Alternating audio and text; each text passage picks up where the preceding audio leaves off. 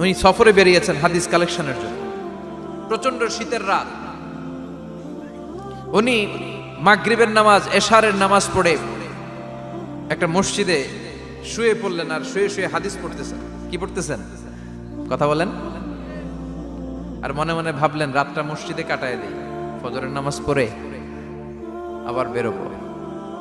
কিন্তু দারোয়ান এসে বলে মসজিদে থাকতে পারবেন না, ওঠেন। দারোয়ান আছে না, কথা কন। আহমদ ইবনে হাম্বল বললেন আমি শুধু রাতটা থাকতে চাই, আমি তো ফজরেরও মুসল্লি, ফজর নামাজ পড়বো তো এই মসজিদে, আমার থাকতে দাও। দারোয়ান তো দেয় না, কেনা মসজিদে থাকার জায়গা না, যান মিয়া। উনি যে আহমদ ইবনে হাম্বল এটা চিনে নাই, থাকতে দেয়। কি করবে এখন? উনি কাঁথা গুছিয়ে হাদিসের কিতাব নিয়ে কাঁধের মধ্যে ব্যাগ নিয়ে মসজিদ থেকে বেরোয় গেলেন। কি আর করবেন, প্রচন্ড শীত, আর কাঁপতেছেন, বুড়ো মানুষ। পথিমধ্যে দেখলেন বাজার, বাজার একজন খাব্বাজ, শাবুন খাব্বাজ, যুবক রুটি বিক্রেতা। সে রুটি বিক্রি করে, চুলার মধ্যে রুটি সেকে। সে যে সালাম দিল আসসালামু আলাইকুম, যুবক বলে ওয়ালাইকুম আসসালাম। আহমদ ইবনে হাম্বল বলে যুবক আমার যাওয়ার জায়গা নেই, সফরে বেরিয়েছি, খুব শীতে কষ্ট পাচ্ছি, রাতে যদি তোমার এই চুলা থেকে একটু আগুন পোহাই কোনো সমস্যা? যুবক বলে না না সমস্যা না, আহলান ওয়া সাহলান, বসে আমদের আসেন আসেন, আপনি আগুন পোহাইলে আমার সমস্যা কি? সুবহানাল্লাহ পড়েন।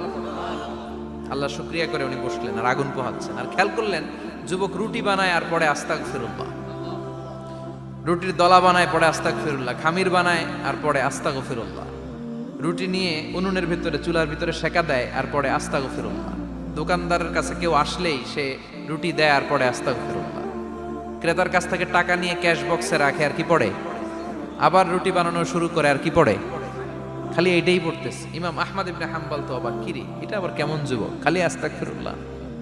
উনি প্রশ্ন করলেন যুবক ঘটনা কি? আসার পর থেকেই তোমার দেখতেছি তুমি রুটি বানাও, রুটি বিক্রি করো আর পড়ো আস্তাগফিরুল্লাহ, মালাকা ইয়া শাবাব। যুবক বলে আস্তাগফিরুল্লাহ আমার সবচেয়ে বেশি পছন্দের আমল, আমি সব সময় আঠার মতো ইস্তেগফারের সাথে লেগে থাকি আর সব সময় পড়তে থাকি আস্তাগফিরুল্লাহ, আর এর বদৌলতে আল্লাহ আমারে মুস্তাজাবুদ দাওয়া বানিয়ে দিয়েছে। আহমদ ইবনে হাম্বল তো অবাক, আনতা মুস্তাজাবুদ দাওয়া, তুমি মুস্তাজাবুদ দাওয়া রুটিওয়ালা? আমি এত বছর হাদিস পড়াই, আমিও তো মুস্তাজাবুদ দাওয়া না, আর তুমি রুটি বেচো বাজারে, তুমি মুস্তাজাবুদ দাওয়া, তুমি দোয়া করলে সব কবুল হয়ে যায়? যুবক বলে না আনা মুস্তাজাবুদ দাওয়া, আমি আমার জীবনে যত দোয়া করেছি কবুল করে নিয়েছে কে? সব দোয়া কবুল করে নিয়েছে আল্লাহ, একটা দোয়া ছাড়া। কয়টা? আহমদ ইবনে হাম্বলের কৌতূহল, কিউরিয়াসিটি আরো বেড়ে গেল। কি? সব দোয়া কবুল হয়েছে একটা দোয়া ছাড়া? মাযালিকা দোয়া ইয়া শাব, কি সেই দোয়া? যুবক এবার বলতে শুরু করলো আমার জীবনে যে দোয়াটা আল্লাহ কবুল করে নাই সেটা হচ্ছে আমি আল্লাহর কাছে অনেক চেয়েছি, অনেক দোয়া করেছি যে আল্লাহ শুনেছি এই জামানার সবচেয়ে বড় মুহাদ্দিস, তার নাম নাকি ইমাম আহমদ ইবনে হাম্বল। আল্লাহ তোমার কাছে আমার চাওয়া আমি যেন এই ইমাম আহমদ ইবনে হাম্বলের দেখে মরতে পারি, আমি যেন ইমাম আহমদ ইবনে হাম্বলের হাতে হাত রেখে মুসাফা করতে পারি আর তার কপালে একটা চুমু এঁকে দিতে পারি। আহমদ ইবনে হাম্বল আবেগপ্রবণ হয়ে গেলেন, চোখের পানি ছেড়ে দিলেন, বললেন যুবক তোমার এই দোয়াটাও কবুল হয়ে গিয়েছে। আহমদ ইবনে হাম্বলের দেখা সাক্ষাৎ পাওয়ার জন্য আহমদ ইবনে হাম্বলের বাড়িতে তোমার যাওয়ার দরকার নাই, আহমদ ইবনে হাম্বল তোমার দরবারে ছুটে এসেছে। আনা আহমদ ইবনে হাম্বল মুহাদ্দিসুদ দাহর, আমি নিজেই আহমদ ইবনে হাম্বল। যুবক চোখের পানি ছেড়ে দেয়, আহমদ ইবনে হাম্বল চোখের পানি ছেড়ে দেয়। যুবক চিৎকার মেরে ইমাম আহমদ ইবনে হাম্বলকে জড়িয়ে ধরে, হাতে হাত রেখে মুসাফা করে, কপালের মধ্যে চুমু খায় আর আল্লাহর শুকরিয়া করে বলে ও ইমাম আসলে এই দোয়াটাও আল্লাহ আজকে কবুল করে নিল। বিশ্বাস হয় সবসময় ইস্তেগফার করলে আপনার দোয়াগুলোর এইভাবে কবুল করে নিবে কে? এই পাঁচটা জিনিস পাবেন সবসময় যদি ইস্তেগফারের সাথে লেগে থাকেন। রাজি আছেন তো? এজন্য বিশ্বনবী সব সময় নামাজে সালাম ফিরানোর পরে পড়তেন আস্তাগফিরুল্লাহ। কি পড়তেন? 3 বার পড়তেন আস্তাগফিরুল্লাহ, আস্তাগফিরুল্লাহ, আস্তাগফিরুল্লাহ। পড়তে রাজি আছেন? ইস্তেগফারের অনেকগুলো আলফাজ আছে, সবচেয়ে ছোট ইস্তেগফার হচ্ছে এটা আস্তাগফিরুল্লাহ, আস্তাগফিরুল্লাহ। আরো আছে আস্তাগফিরুল্লাহ আল্লাযী লা ইলাহা ইল্লা হুয়াল হাইয়ুল কাইয়্যুম আতুবু ইলাইহি, বিশ্বনবী বলেন এই ইস্তেগফারটা যদি কেউ পড়ে, আত-তাওয়াল্লি মিন ইয়াউমিজ যাহাফ, যুদ্ধের ময়দান থেকে পালিয়ে আসা কবিরা গুনাহ। কি গুনাহ? কাফেরদের সাথে যুদ্ধ, আমি তাগড়া যুবক, তলোয়ার নিয়ে নেমেছি, আমার দেহের এক ফোঁটা রক্ত থাকা পর্যন্ত আমি যুদ্ধ চালিয়ে যাব, আমি ফিরে আসতে পারবো না, আইনটা কার? ফিরে আসলে কবিরা গুনাহ। বিশ্বনবী বলেন যুদ্ধের ময়দান থেকে ফিরে এসেছে এরকম কবিরা গুনাহ অবলম্বনকারীও যদি আস্তাগফিরুল্লাহ আল্লাযী লা ইলাহা ইল্লা হুয়াল হাইয়ুল কাইয়্যুম ওয়া আতুবু ইলাইহি পড়ে, ওই কবিরা গুনাহকারীকেও ক্ষমা করে দিবে কে? পড়তে রাজি আছেন তো? আবার সাইয়েদনা আবু বকর বললেন, ইয়া রাসূলুল্লাহ আল্লিমনি দুআআন আদউ বিহি ফি সালাতি, এমন দোয়া আপনি আমারে শিক্ষা দেন যে এই দোয়াটা আমি নামাজে পড়তে পারি। বিশ্বনবী বললেন, পড়ো আল্লাহুম্মা ইন্নী যালামতু নাফসি যুলমান কাসীরান ওয়া লা ইয়াগফিরুয যুনুবা ইল্লা আনতা ফাগফিরলি মাগফিরাতাম মিন ইনদিক ইন্নাকা আনতাল গফুরুর রহিম। সুবহানাল্লাহ পড়েন, এটাও ইস্তেগফার। আমরা এটার বলে দোয়া মাসুরা, সালাম ফেরানোর আগে পড়ি না? যেখানেই ক্ষমা চাওয়ার কথা আছে ওইটারই কি বলে? ইস্তেগফার। আল্লাহুম্মা ইন্নী যালামতু নাফসি, আল্লাহ জুলুম করেছি, যুলমান কাসীরা, অনেক জুলুম, ওয়ালা ইয়াগফিরুয যুনুবা ইল্লা আনতা, তুমি ছাড়া এই গুনাহ ক্ষমা করার তো কেউ নাই, ফাগফিরলি মাগফিরাতাম মিন ইনদিক, তোমার দয়ায় আমারে ক্ষমা করে দাও, ইন্নাকা আনতাল গফুরুর রহিম, তুমি হলা ক্ষমাশীল। ঠিক কি না? এটাও ইস্তেগফার, এটাও পড়বেন। আর এই সব ইস্তেগফারের শ্রেষ্ঠ ইস্তেগফারের নাম সাইয়্যিদুল ইস্তেগফার। যত ইস্তেগফার হতে পারে এর মধ্যে সবচেয়ে শ্রেষ্ঠতম ইস্তেগফার নাম কি? কথা কন। বুখারীর বর্ণনা, শাদ্দাদ ইবনে আউস রাদিয়াল্লাহু তাআলা আনহু বর্ণনা করেন, এই সাইয়্যিদুল ইস্তেগফার দিনের বেলা যে পড়বে ওই দিনে মারা গেলে সে জান্নাতি। এই সাইয়্যিদুল ইস্তেগফার রাতের বেলা যে পড়বে ওই রাতে যদি ইন্তেকাল হয় ওই লোকটা জান্নাতি। মুখস্থ আছে না? কার কার মুখস্থ হাত তুলেন। মাশাআল্লাহ, তাবারাকাল্লাহ, মাশাআল্লাহ, মাশাআল্লাহ।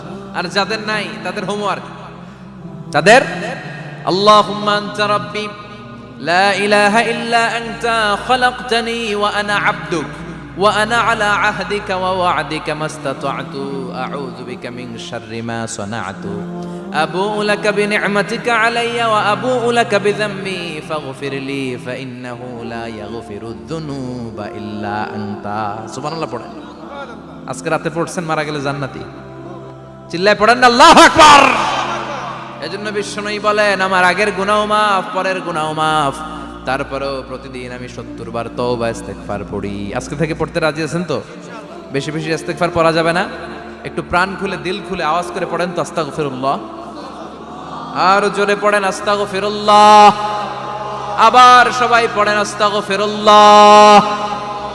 সব সময় তওবা ইস্তেগফার যারা পড়ে তাদেরকে পছন্দ করে কে? সব সময় জিকির করে করে জিহ্বাটারে যারা ভিজিয়ে রাখে তাদেরকেও পছন্দ করে কে?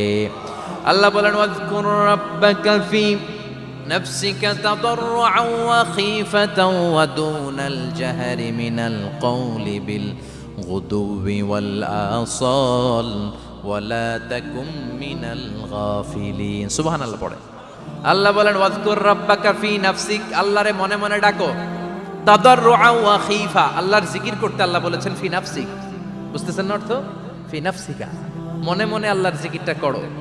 তাদাররুআন ওয়া খীফা, তাদাররুআ মানে বিনয়ের সাথে, with full of humility, submission and humbleness, বিনয়ের সাথে আল্লাহর ডাকো। ওয়া খীফা, গোপনে গোপনে ডাকো। দুনাল জাহারি মিনাল কওল, চিৎকার চেঁচামেচি করে ডেকো না। কার কথা? আওয়াজ করে জিকির করো না। এই যে আমরা মাহফিলে লা ইলাহা ইল্লাল্লাহ জিকির করে, এটা তালিম। উদ্দেশ্য কি?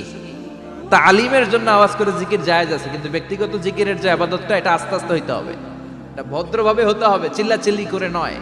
আবার তালিমের জিকির ওইটাও ভদ্রভাবে।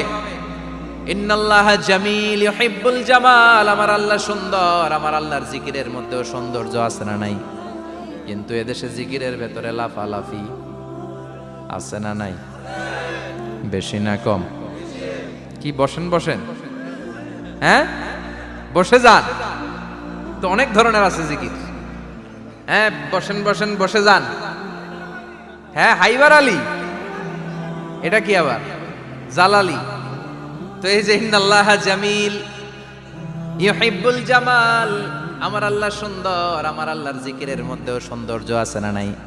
তালিমের উদ্দেশ্যে সবাই মিলে জিকির করা যায়, কিন্তু চিল্লাফাল্লা করা যাবে না, লাফালাফি করা যাবে না, মাথা ডানে বায়ে ঝোলানো যাবে না, ঠিক কি না? কিন্তু লাফালাফির জিকির আছে না নাই? লাফাইতে লাফাইতে, হ্যাঁ, গাছের আগায় বাঁশের আগায়, আবার যিনি জিকির পরিচালনা করে ওনার কান্দে যায় ওঠে, আছে না নাই? বিশ্বনবী সাহাবীদের নিয়ে জিকির করছেন, সাহাবারা লাফাতে লাফাতে খেজুর গাছের আগায়, হাদিসে আছে না এটা? বিশ্বনবী সাহাবাদেরকে নিয়ে জিকির করছেন, লাফাতে লাফাতে আবু বকর বিশ্বনবীর কান্দের উপরে, আছে, হাদিসে আছে। এটা জিকির নয়।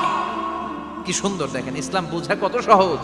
ওয়াজকুর রাব্বাকা ফি নাফসিকা তাদাররুআ ওয়া খাইফা, গোপনে জিকির করো, ভদ্রতার সাথে বিনয়ের সাথে জিকির করো। ওয়ালা তাকুম মিনাল গাফিলিন দুনাল জাহারি মিনাল কওল, চিৎকার চেঁচামেচি করে জিকির করো না।